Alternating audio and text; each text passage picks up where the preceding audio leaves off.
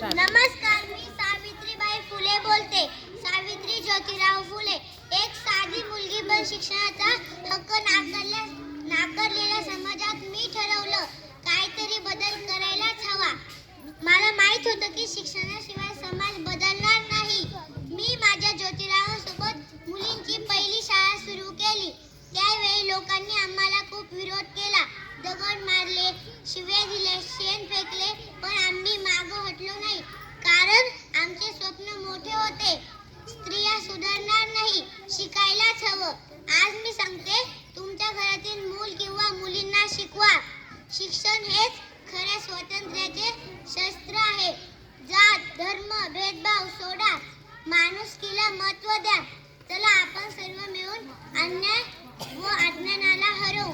शिका व संघटित व्हा आणि संघर्ष करा.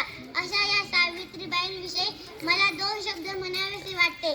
सोसले किती, भोगले किती, तरीही तिने शिकवले. सोसले किती, भोगले किती, तरीही तिने शिकवले. स्त्री शिक्षणाचे धडे पुढे तिचे सारे लेकींनी गिरवले. धन्यवाद.